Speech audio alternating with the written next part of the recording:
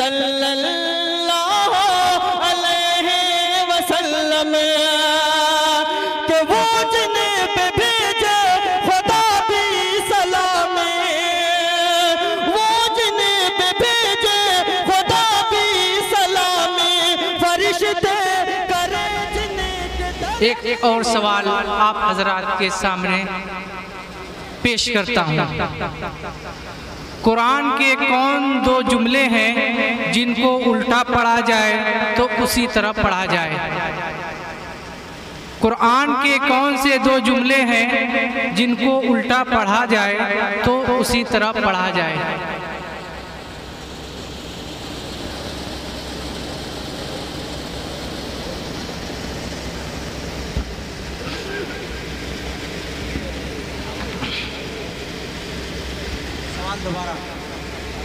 सवाल एक मरतबा और कर दो। कुरान के कौन से दो जुमले हैं जिनको उल्टा पढ़ा जाए तो उसी तरह पढ़ा जाए? कालू बला कालू।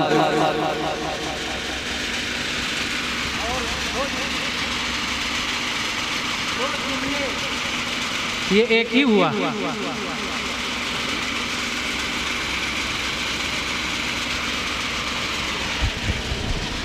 इनका जवाब नामुकम्मल रहा।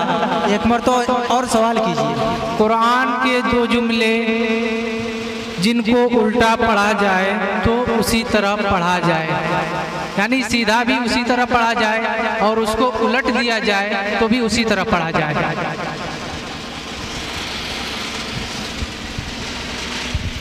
कुल्फी। कुल्फी दो जुमले, ये तो एक हुआ, ये एक लफ्ज हुआ, जुमला होना चाहिए। इनका जवाब भी नाकिस रहा। प्रोग्राम आगे बढ़ाया जाए।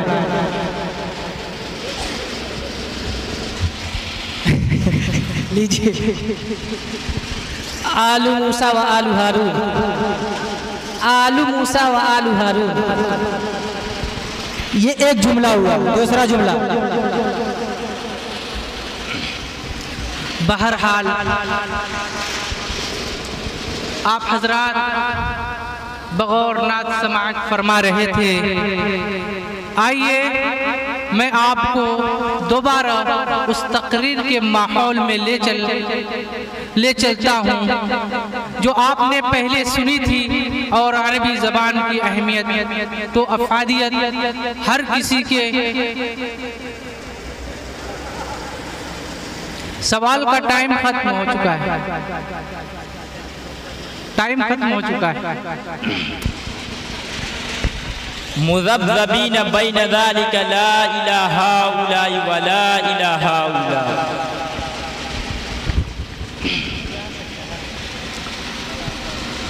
आप उसको उल्टा पढ़ें तो सेम वही अल्फाज हो जाए। आपका जवाब भी नाकिस रहा। आगे बढ़िए। अब कोई नहीं आएगा। अंतुम समेअतुम खुतबतल लुगतल अरबिया। जवाब ये है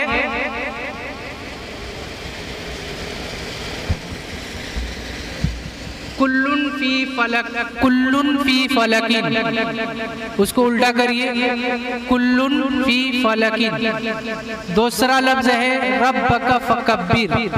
उल्टा कीजिए, रब्बक फकब्बिर।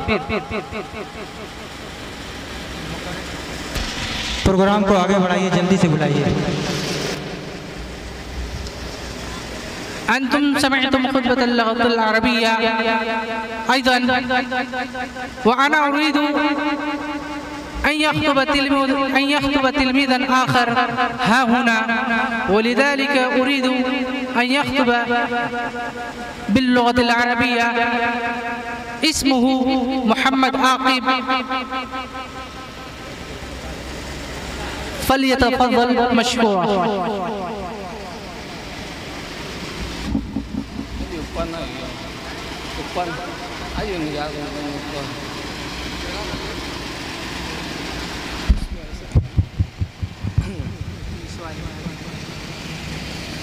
अस्सलामु अलैकुम व रहमतुल्लाहि व बरकातुहू। الحمد لله رب العالمين والصلاة والسلام على سيد المرسلين محمد وآله وصحبه أجمعين. أما بعد فقد قال الله تبارك وتعالى في القرآن المجيد: أعوذ بالله من الشيطان الرجيم، بسم الله الرحمن الرحيم.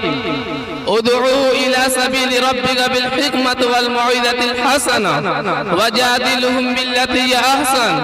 وقال النبي صلى الله عليه وسلم: بلغوا عني ولو آية. رئيس الحفلة الموقر وإخواني في الدين، إني أريد أن أبين أمامكم خطبة مختصرة، وموضوعي في هذه الحفلة المباركة أوصاف الداعية ومنهج الدعوة. أيها الإخوة الفضلاء، الدعوة إلى الله واجب على كل مسلم، خصوصا على أهل العلم.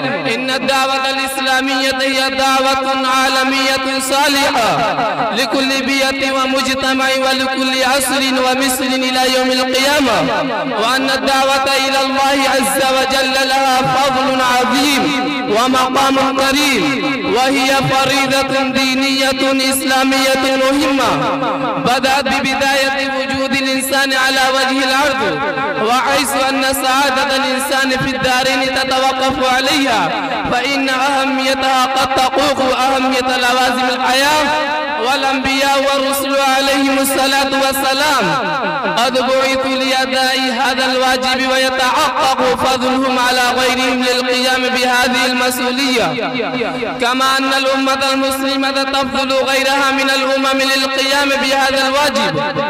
وقد دلت الأدلة من الكتاب والسنة على وجوب الدعوة إلى الله تعالى، وأنها من الفرائض، وأنها لازم على كل فرد، كما قال تعالى: يا أيها النبي إنا أرسلناك شاهدا ومبشرا ونذيرا وداعيا إلى الله بإذنه وسراجا منيرا.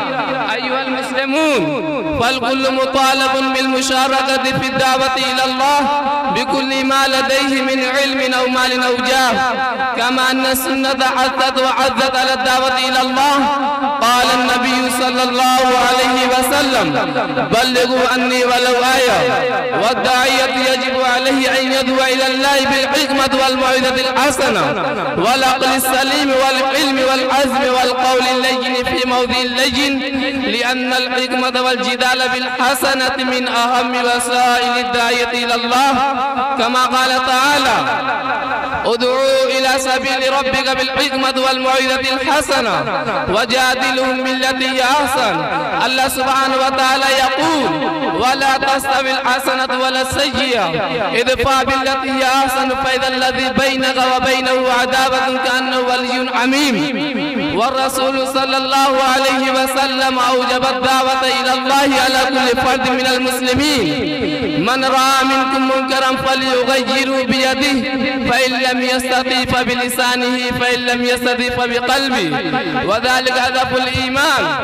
أيها الشباب المسلم، تكون الدعوة إلى الله على بصيرة وعلم تام حسب قوله تعالى: قل هذه سبيلي أدعو إلى الله على بصيرة أنا ومن اتبعني وسبحان الله وما أنا من المشركين. وكذلك تكون الدعوة إلى الله بوسائل أخرى من كتابة وخطابة وتوجيه وتنبيه، وهذا كله من وسائل الدعوة.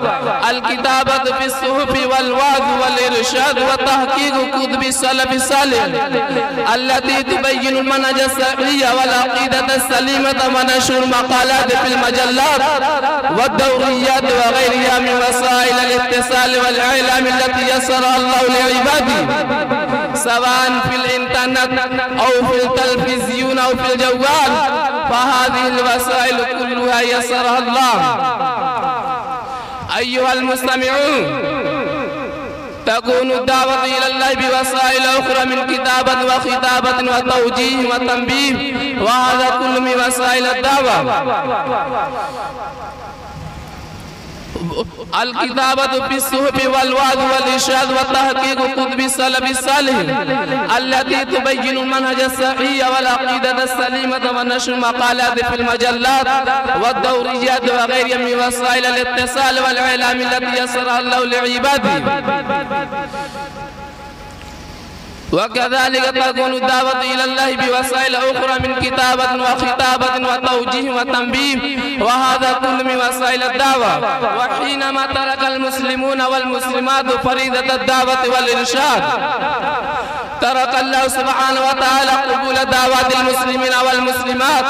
لا يتوجه الله سبحانه وتعالى إلى دعاء المسلمين والمسلمات إذا اضطر المجتمع البشري إلى دعوة الله، كما قال النبي صلى الله عليه وسلم: والذي نفسي بيده لتأمرن بالمعروف ولتنهون عن المنكر أو ليوشكن الله أن يبعث عليكم عقابا منه ثم تدعونه فلا يستجاب لكم. فلذا يجب على الداعية يتحلى بالأخلاق الفاضلة كلها والصفات الصالحة والموعظة الحسنة والحكمة والصبر والإخلاص والصبر والرأفة والرحمة والاعتدال واللين والزهد والتقوى. أخيرا سبحانه وتعالى أن يوفقنا إلى دعاء المسلمين والمسلمات، إلى دعاء المسلمين والمسلمات. أخيرا سبحانه وتعالى أن يوفقنا إلى دعاء المسلمين والمسلمات. أخيرا سبحانه وتعالى أن يوفقنا إلى دعاء المسلمين والمسلمات. وآخر دعوانا الحمد لله رب العالمين.